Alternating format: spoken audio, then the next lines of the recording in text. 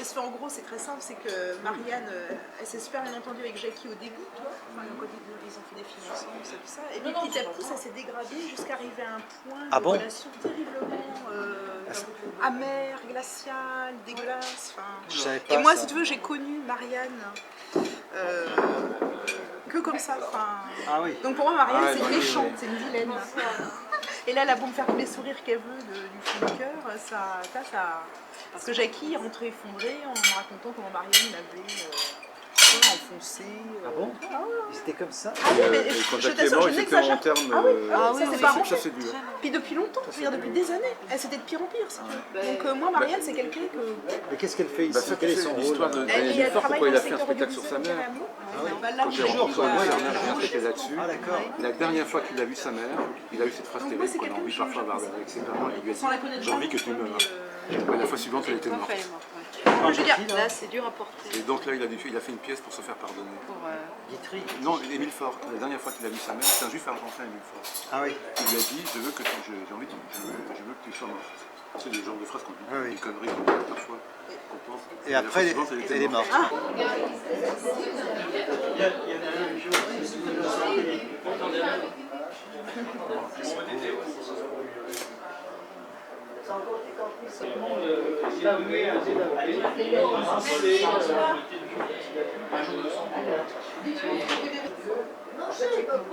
Oh là là, mais je serais pas capable de faire des trucs comme ça. Moi. Je suis un ringard à côté. Oh là là. Pour Patricia, merci pour les délicieux repas et l'accueil. Amitié, Joseph Morder du Goulag de l'Est. Du goulash. Moi, je suis tout du goulash. Ah, c'est une très belle plume, oh là là.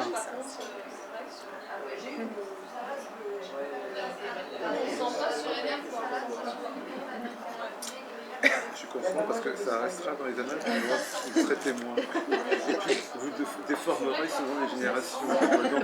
Dans 100 ans, ça devient une légende. 4 versions différentes. Mais non, il a dit ça, mais non, c'est pas Robert. Ça c'était Vin Wenders.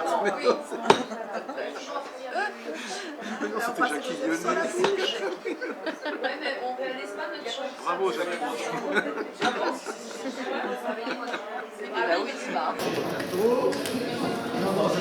Morder, c'est ça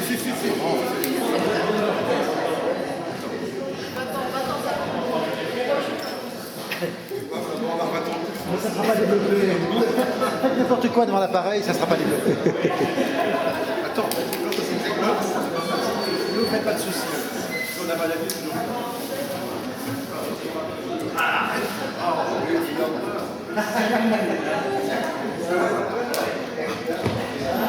Où est-ce qu'il est? Bon, je vais faire pipi maintenant parce que je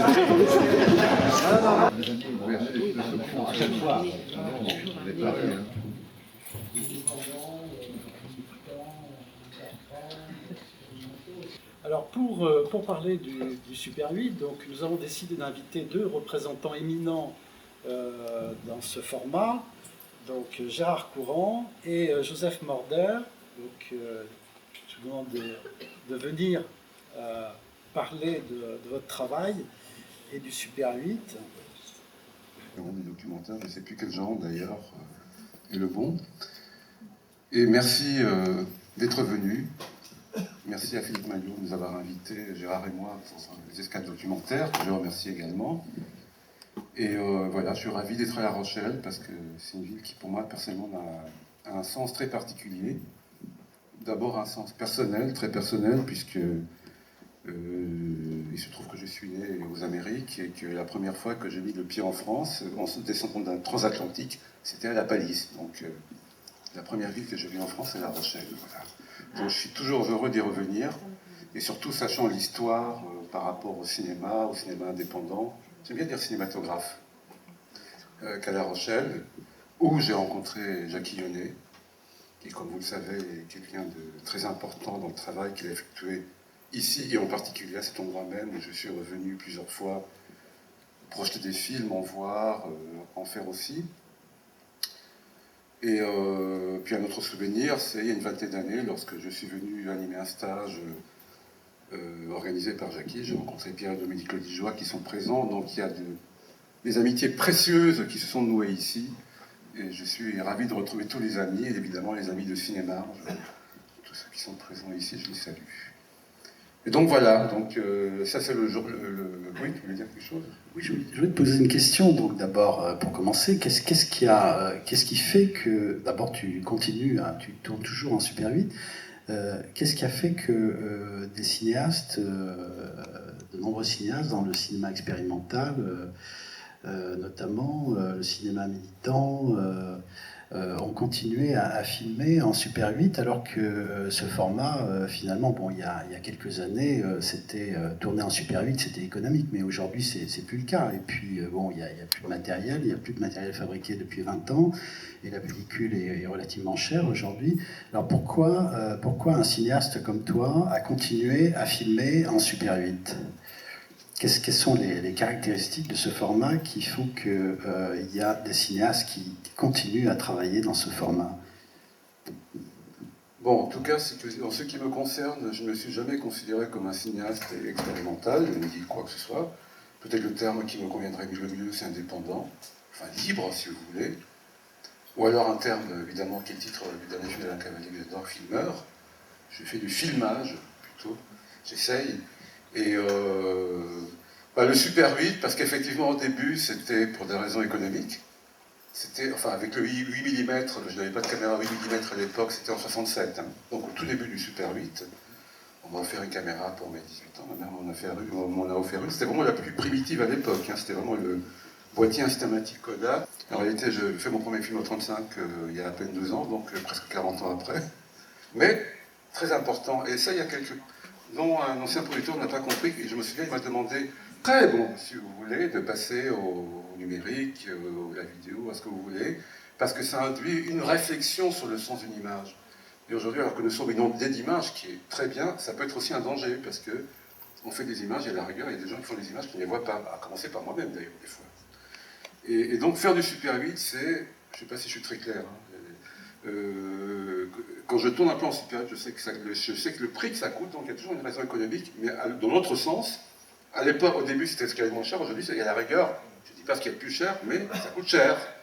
Et en plus, ça n'existe presque plus, le Kodachrome. Donc il faut donner un ordre de prix, quoi. C'est environ 15 € les 3 minutes. Oh, même plus. La FNAC, les derniers Kodachrome que je trouvais à la FNAC coûtaient dans les 23 €. Presque, je dirais autour même de 25 €. Donc, vous voyez, 25 €, c'est, disons, 150 francs.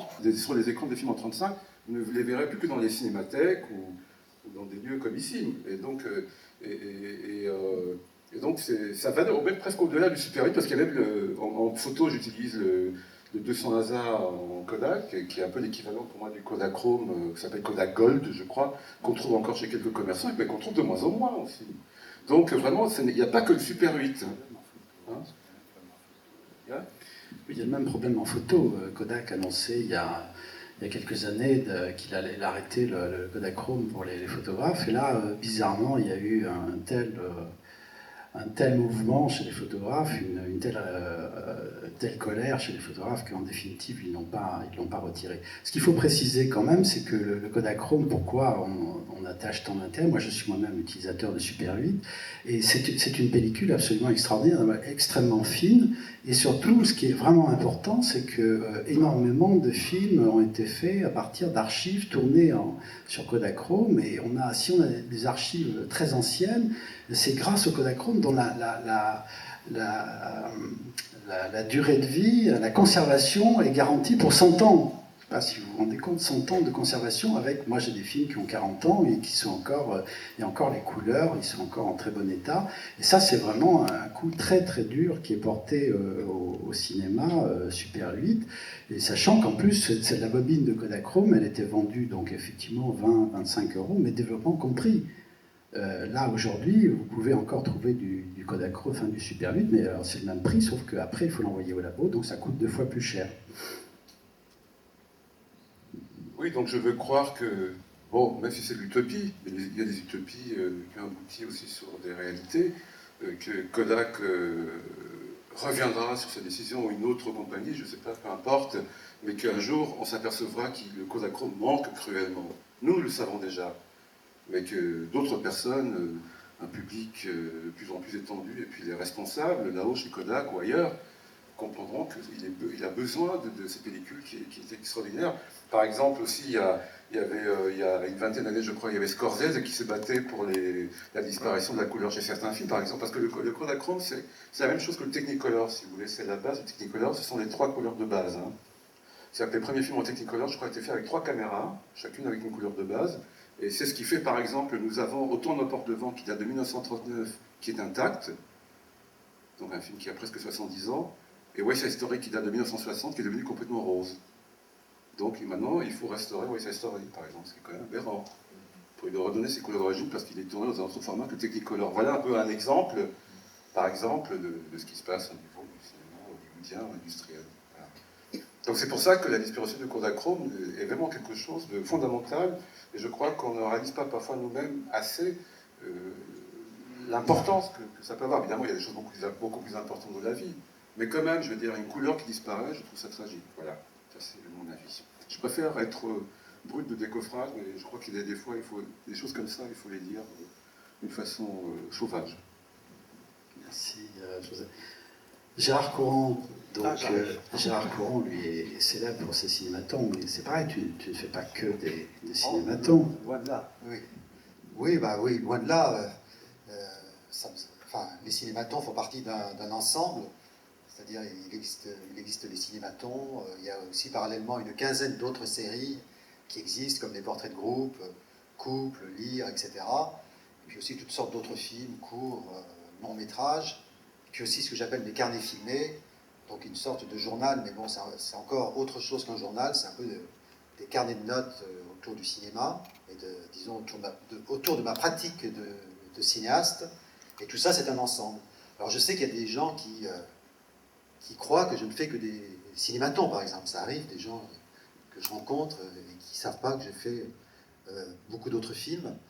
Et d'ailleurs, donc les cinématons ont été commencés en 1978. Bon, j'avais déjà fait plusieurs films avant, mais jusqu'en 1984, mes autres films étaient plus connus que les cinématons.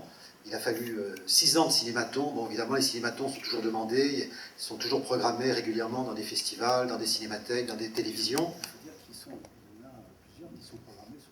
Oui, mais ça, je vais en parler.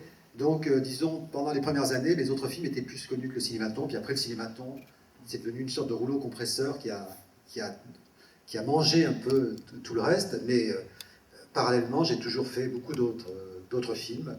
Et il serait inconcevable pour moi de ne faire que les cinématons. Ça ne m'amuserait pas du tout. C'est une partie de mon activité, certes importante, mais voilà, c'est qu'une partie. Alors, peut-être qu'il faut dire en 2 mots ce que sont les cinématons, parce que pour ceux qui ne connaissent pas, c'est une anthologie de portraits filmés de personnalités artistiques, donc de gens de tous les domaines, du cinéma, de la littérature, des arts plastiques, de la philosophie, et que j'ai commencé au début de l'année 1978. Et donc la particularité, si vous voulez, de cette anthologie, c'est que chaque portrait est réalisé exactement selon les mêmes règles depuis le numéro 1, qui a été réalisé le 7 février 1978 jusqu'à aujourd'hui. C'est-à-dire que le principe, c'est une bobine en Super 8, c'est un plan séquence fixe, et au niveau du cadrage, c'est un gros plan, donc je dis souvent que le cinématon, c'est la transposition de la photo d'identité en cinéma, et chaque personne est libre de faire ce qu'elle veut devant la caméra. Et donc, à ce jour, il y a eu plus de 2000 cinématons qui ont été filmés. L'ensemble représente 150 heures de projection. Il y a eu des intégrales. La dernière devait faire 130 heures, c'était à Toronto. Là, ça devient de plus en plus compliqué à organiser, mais enfin, je suis optimiste, j'espère qu'il y aura d'autres occasions. Là, à La Rochelle, on va montrer seulement 12 cinématons, ce qui va représenter une quarantaine de minutes, notamment le cinématon de Jackie Lyonnais, que j'avais filmé bien après que je le rencontre, mais enfin je l'avais filmé en 1990 à l'occasion d'un voyage ici à La Rochelle, et donc Jackie Lyonnais, donc, que je connaissais de l'époque de Cinémarge. Et d'ailleurs, je voulais ouvrir une petite parenthèse, la première fois où j'ai présenté des films dans un festival, c'était à Cinémarge en 1977, donc je présentais mes 2 premiers courts-métrages. Voilà, c'était pour pour l'information. Alors bon, il y a deux, trois choses qu'il faut dire par rapport à l'actualité, c'est-à-dire que depuis le 28 octobre, et cela au moins pendant 4 mois, mais peut-être plus, il y a une chaîne de télévision qui s'appelle Pink TV qui présente chaque jour un cinématon. D'ailleurs, ça passe en clair, donc je crois que c'est à 19h30, chaque jour à 19h30. Chaque cinématon, d'ailleurs, est repris plusieurs fois dans la journée, mais là, bon, pour les abonnés. Et ça repasse encore le samedi. Les 5 cinématons de la semaine sont présentés également le samedi, le soir aussi, donc en bloc, les 5 cinématons. À partir de après-demain, il y a une grande rétrospective à Bruxelles avec une centaine de cinématons. Avec en plus 2 de mes longs métrages, À propos de la Grèce qui date de 1985 et Les aventures d'Edith-Hurley qui date de 1987, dans lequel Joseph Morder est acteur, à côté de Lou Castel, Françoise Michaud, etc. Il joue le rôle d'un savant fou, donc voilà, un savant fou. Et puis, donc le Centre Pompidou, je voudrais en parler parce que, en fait, vous arrivez juste avant eux. Voilà, vous avez grillé la politesse au Centre Pompidou. Voilà, le Centre Pompidou, pendant 3 semaines, en décembre, fait un hommage au Super 8, justement à cause de cet arrêt du Kodachrome. Donc, ils vont présenter des séances avec des cinéastes qui ont fait une œuvre en Super 8, qui ont fait une grande partie de leur film en Super 8. Donc, évidemment, il y aura des films de Joseph Morder, de Théo Hernandez, de Maria Clonaris et Katrina Tomanaki, Lionel Soukaz, Michel Nedjar, etc. Et à cette occasion-là, je présenterai, je crois, à peu près une douzaine de cinématons, à chaque fois de ces réalisateurs-là. Donc, on peut voir, là, au Centre Pompidou, le cinématon de Joseph Morder numéro 21, qui avait été filmé à La Rochelle. Donc, pendant... Voilà, et on voit d'ailleurs le tournage dans son journal. C'était pendant le Cinémarche 78, le dernier Cinémarche. Donc Théo Hernandez, etc. seront présentés dans cette rétrospective. Et je présenterai également de nouveau À propos de la Grèce, donc dans cette rétrospective. Voilà. Donc, que dire de plus on va voir les films et puis vous pourrez leur dire quelques mots sur le film. Oui, excusez-moi, je vais vous expliquer brièvement le journal pour que vous arriviez à vous retrouver. Alors, le journal, c'est un journal filmé intime, ce n'est pas un journal d'actualité, que je tiens depuis 1967, donc ça va faire 40 ans l'an prochain. Et l'épisode que vous allez voir, c'est la première partie d'un épisode qui s'appelle Été madrilène. Parce que il se trouve que, à partir de cette époque, ça commence en 1978, c'est-à-dire vous verrez des petits cartons qui disent les dates, donc juin 1978. Jusque-là, je tournais le journal en muet, puisqu'il n'y avait pas de cassette sonore en Super 8. Et quand il y a eu des cassettes sonores, j'ai commencé à faire ce que j'appelle, parce que comme le début du cinématographe, du cinéma sonore, et non seulement sonore, mais avec l'utilisation de la voix off. Donc vous allez voir le premier épisode qui utilise la voix off. Donc je vous propose, comme c'est un film qui a 28 ans maintenant, de le voir, moi, avec la distance, le temps qui passe, je le vois de plus en plus comme une fiction, comme un feuilleton.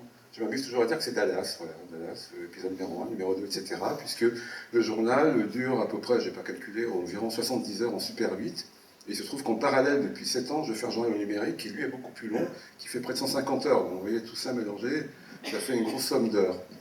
Et donc, vous allez voir les 3 premiers quarts d'heure, ça dure 45 minutes, la première, parce que chaque épisode dure environ 1h30, c'est-à-dire comme par hasard le temps d'un long métrage.